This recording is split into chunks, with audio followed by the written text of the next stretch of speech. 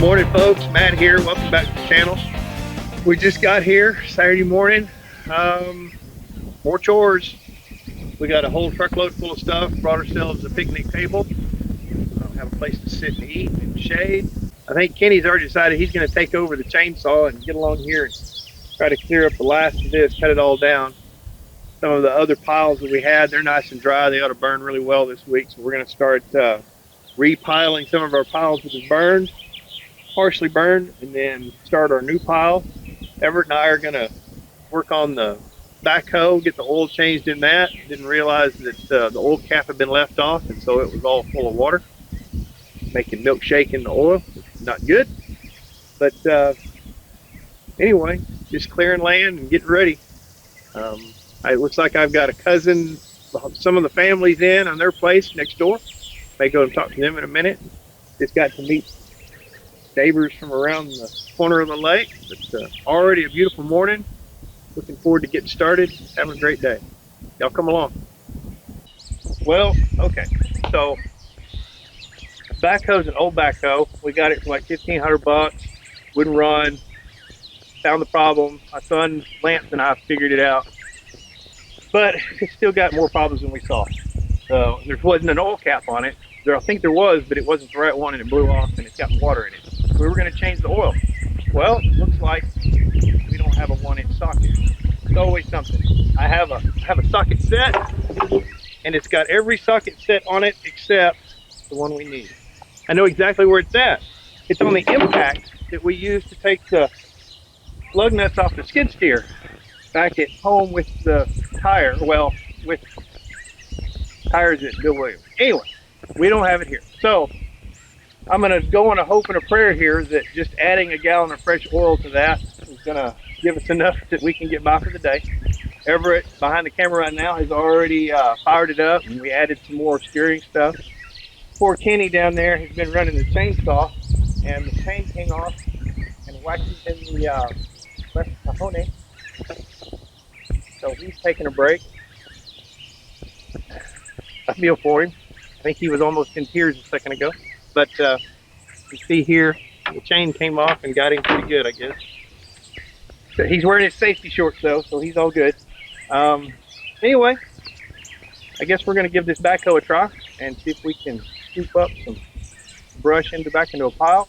He's already cut most of the trees that were overhanging the water, so we're gonna go cut them down. All right, folks. I left the guys down at the lake. I'm here. I'm going to work on this pig trap a little bit. We've been having problems with pigs getting in and then getting back out. They're not dumb. They have learned that if they go, they can use their snout, pick up on that inner webbing, and they can get underneath it. So I called the guys at Pig Brig. Super nice folks. He sent me a link to a video that they had done about how to fix some of that, and then actually a few tips more over the top of what the video had. So I got to fix a couple of these T-posts. You can see this one here. They've leaned it in pretty hard by hitting the net. So I'm probably going to put another T-post out here, something to pull against. Anyway. I've got these metal stakes and some rebar. They're just scrap metal that I found. I think this is an old sucker rod. We've got some rebar. We're going to drive those into the ground, leave about 6 inches, leave 6 inches out of the ground, and that's supposed to give a good catch for the netting to grab onto and not let them pull it out of the ground. So I'm not going to make you suffer through all of that. I'm going to put you on time lapse. And we'll see you in a minute.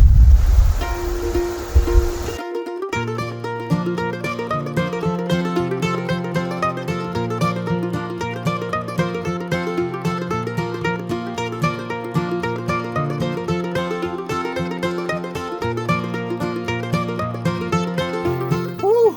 Okay, Everett and I got that done. He pitched in. The camera keeps cutting off because of the heat. It keeps saying it's too hot. I don't know how much it recorded last time. I keep having to stop and put it in the shade, like I had to put it in the shade just now to get it to come back on. So I think we're done. We're gonna go pick up the gas. Hang on. Everett's mom just texted me and said that he sneezed this morning in the kitchen and there was a big wad of snot on the floor. That's disgusting, Everett. She gagged so much she had to go to the trash can and throw up. Everett, You left snot on the floor. that is not nice of you. I didn't know. So you don't remember sneezing, I do remember sneezing, but I used a tissue. and you sneezed so much snot that it got away from the tissue and onto the floor. And now Probably your went- mother stepped in it, could have broken her neck. May have gone through the tissue. High velocity snot.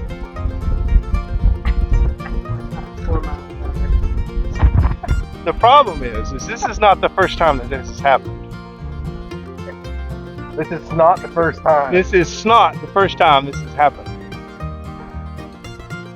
We used 2 whole rolls of toilet paper on the way here just for the snot. In the back, Filled up a whole garbage a bag. Chick-fil-A sack full of snotty toilet paper.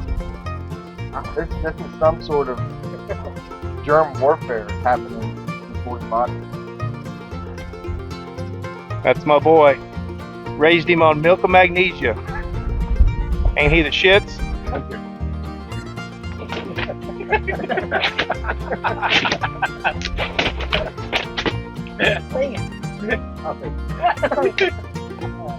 Oh my goodness. You're welcome.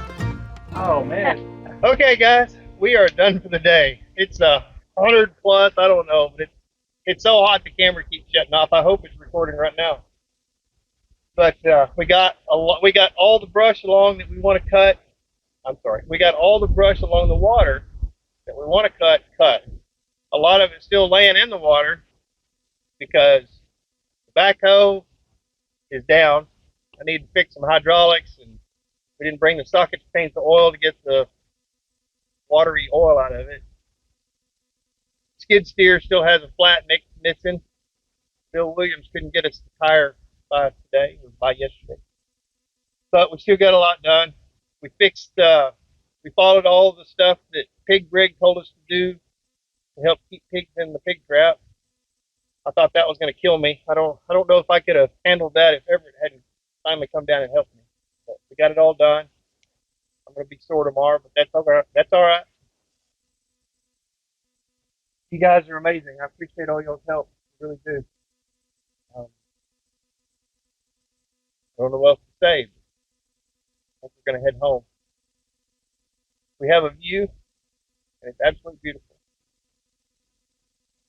You guys go outside. Go watch a thunderstorm. Go watch the sunset. Go watch the kids play at the park. Go act like a kid and play at the park yourself. Play with your kids at the park. Go do something. Get outside. It's 104 degrees, 101 degrees. Still, we're happy to be outside. We got in the water, got cooled off. It's probably gonna be a month before I'm back. My sister-in-law is getting married in Guam, and even though they just had a big hurricane there, the wedding venue is gone. Like the building, the trees, all of it along the beach where they were going to have their wedding is gone. But we're still going to go. They say that they may not have any electricity and almost zero cell service. My wife's a little worried about that, but to me, that's like a vacation. So I will try to get you some views of the beach while I'm there. Y'all go outside and enjoy the world. Enjoy the beauty. Enjoy the birds, crickets, every bit of it's a miracle.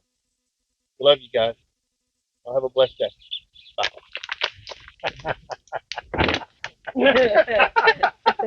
Asshole! Woo! I'll get them back.